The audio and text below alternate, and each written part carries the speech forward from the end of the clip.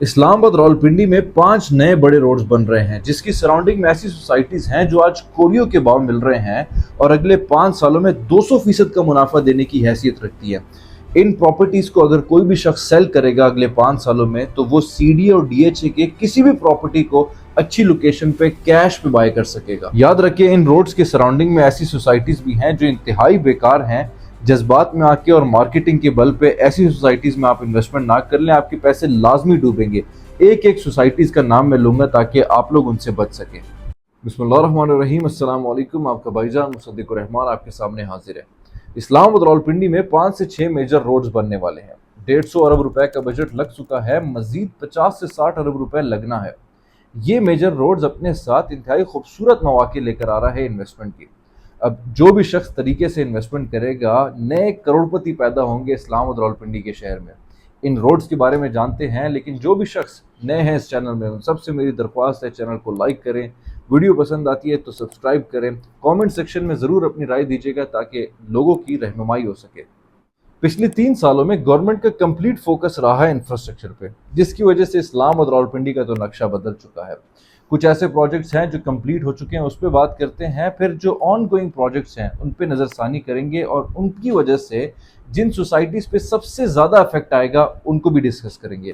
देखें, जो शाहीन चौक का अंडरपास है वो कंप्लीट हो चुका है, मरी रोड का अंडरपास कंप्लीट हो चुका है, F8 का इंटरचेंज ऑपरेशनल है, सरीना इंटरचेंज ऑपरेशनल है, टी चौक का अंडरपास बन चुका है। रावलपिंडी का जो कंप्लीट कॉरिडोर है उसको सिग्नल फ्री कर दिया। अब पिछले 15-20 सालों से हम एक प्रोजेक्ट का इंतज़ार कर रहे थे। अल्हम्दुलिल्लाह उसका फर्स्ट फेज़ कंप्लीट हो चुका है। इसने बनना था बांध से लेके ठलियाँ इंटरचेंज तक, लेकिन ठलियाँ तक नहीं बन गया। चक्री तक ये ऑपरेशनल हो जाएगा विद इन फ्यू डेज़। हमारी अल्हम्दुलिल्लाह फेज़ 1 में चक्री तक भी बना ले लोग, बहुत अच्छी बात है। अब जो ऑन गोइंग प्रोजेक्ट्स हैं, जिस तरह कश्मीर चौक का स्मार्ट अंडरपास इन्होंने बनाना है, 11th एवेन्यू बनाने वाले हैं। This is very important. जो भी शख्स कैश में इन्वेस्टमेंट करता है, जो करोड़ों लगा के करोड़ों कमाना चाहता है, उनके लिए एक बहुत खूबसूरत मौका है, क्योंकि बेसिकली जो मार्गला रोड है, E11 हो गया, इसको डायरेक्ट कनेक्टिविटी मिलेगी IJP तक। दैट मीन्स आप E11 से डायरेक्टली श्रीनगर हाईवे को भी कनेक्ट कर सकेंगे। आपका C14 हो गया, जिसमें राइट नाउ कनाल का प्लॉट 6 से 8 करोड़ का मिलता है। विद इन 3 to 4 ईयर्स आपका मार्गल एवेन्यू 2 भी बनने वाला है, उस पर भी हम बात करते हैं। लेकिन विद इन 3 to 4 ईयर्स आपका यही कनाल का प्लॉट ईजिली 10 करोड़ को क्रॉस कर जाएगा। ये जो रोड बनने वाला है, जिसको नाम दिया जा रहा है 11th एवेन्यू का, इसकी वजह से I12 के इन्वेस्टर्स को फ़ायदा होगा। I12 के इन्वेस्टर्स को खुशखबरी ये भी है कि उसकी जो I12 1 वाला सेक्टर है, फेज़ है, उनको पोजेसन मिलने वाला है। अराउंड 2000 प्लॉट्स है, उनको पोजेसन मिलने वाला है। इसके अलावा I11 को फ़ायदा होगा, I10 को फ़ायदा होगा। सराउंडिंग में G11 को भी तासुर बनता है कि उनकी प्राइसेस में भी अराउंड 5 to 10% की जंप्स हमें देखने को मिल सकते हैं। एक बड़ा मेजर चेंज आने वाला है, जिसका नाम दिया जा रहा है मार्गला एवेन्यू फेज़ 2 का। अब मार्गला एवेन्यू फेज़ 2 पे हर बड़े इन्वेस्टर की नज़र है।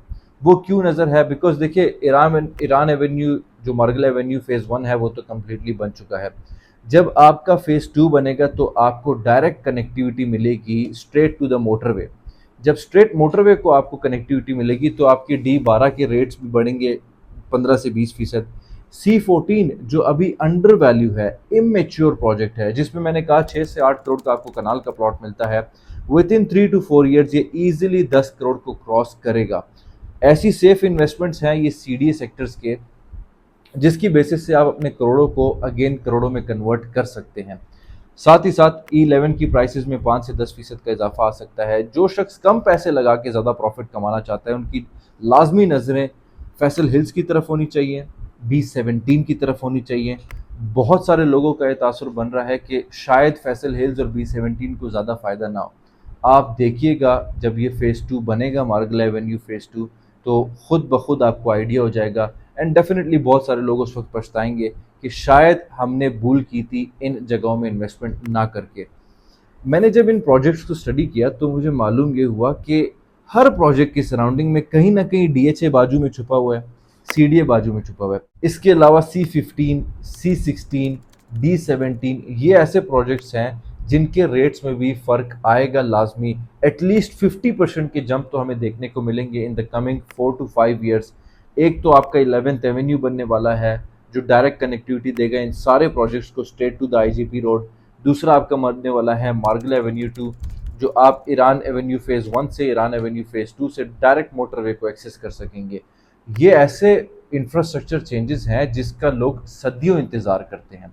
ये ऐसे इंफ्रास्ट्रक्चर चेंजेस है जिसकी वजह से जो रास्ता आपके लिए आज से पहले 30 मिनट 40 मिनट का था, वो सिर्फ और सिर्फ 10 से 15 मिनट का हो जाएगा। तो कैसे रेट में चेंजेस नहीं आएंगे। मैं जब इन प्रोजेक्ट्स को स्टडी कर रहा था इंफ्रास्ट्रक्चर चेंजेस को, तो मुझे मालूम ये हुआ कि कहीं ना कहीं बाजू में या तो सीडीए बैठा हुआ है, उसको लाजमी फ़ायदा हो रहा है, या तो डीएचए उसको लाजमी फ़ायदा हो रहा है। आप अंदाज़ा लगाएं 10 अरब रुपए का तो सिर्फ और सिर्फ बजट मार्गला इनक्लेव के लिए लगने वाला है। जो पार्क रोड का एक्सटेंशन है 10 अरब रुपए सिर्फ उस पर लगेगा। अब सीडी और डीएचए का जॉइंट वेंचर है, उतावले हुए हैं उसको कम्प्लीटली डिलीवर करने के लिए।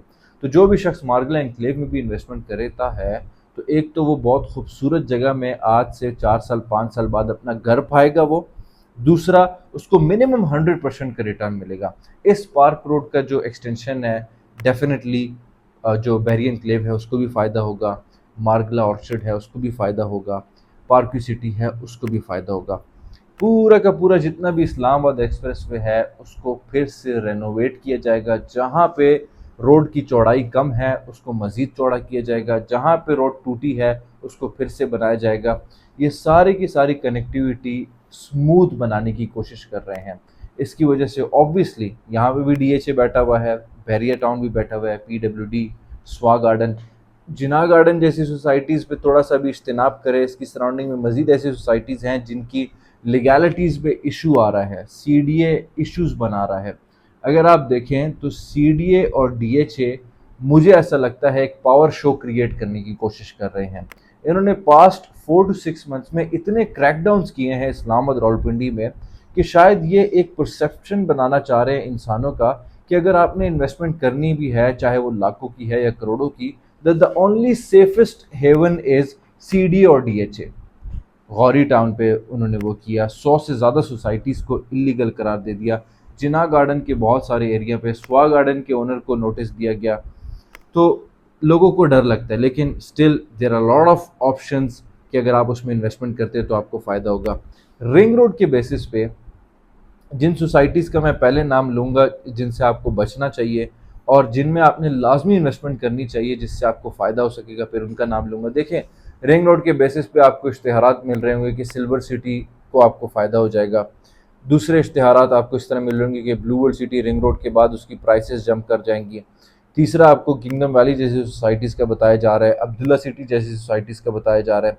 तो इस तरह की जितनी भी सोसाइटीज़ हैं इससे इज्तनाब करें, काइंडली इसमें पैसा ना लगाएं।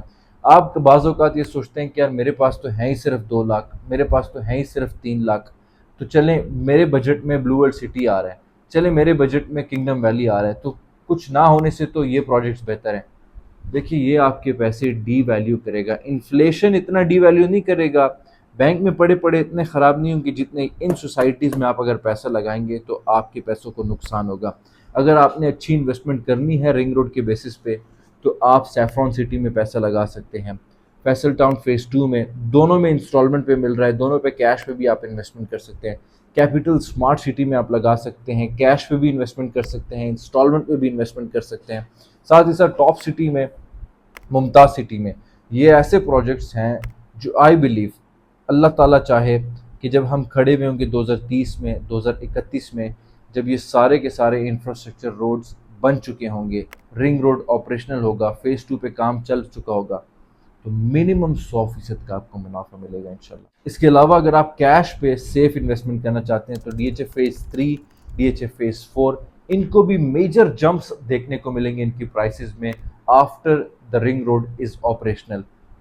मैं पिछले 1 साल से चिल्ला रहा हूँ जब से मलक रियाज का मसला बना होता कि बहरिया टाउन के हर उस प्रोजेक्ट से, हर उस प्रॉपर्टी से आप दूर रहें जिनको राइट नाउ पोजीशन नहीं मिला हुआ, जिस ब्लॉक्स में राइट नाउ मैक्सिमम घर नहीं बन चुके। और वही हुआ आज से कबल 2-3 दिन पहले आपने देखा होगा कि फेज़ 8 जो है उनके 3 से 4 blocks P, F2, F3, F4, F5, इनके ऑलमोस्ट 5 से 7 हज़ार प्लॉट्स पे डीएचए ने अपने कंटेनर्स लगा लिए हैं और उनके ऊपर काबिज हो चुका है। अब मलक रियाज साहब का बहुत मतलब अजीब से दिन आए हुए हैं, ठीक है। वो कहते हैं ना, उरूज है, जवाल है, जवाल है, उरूज है।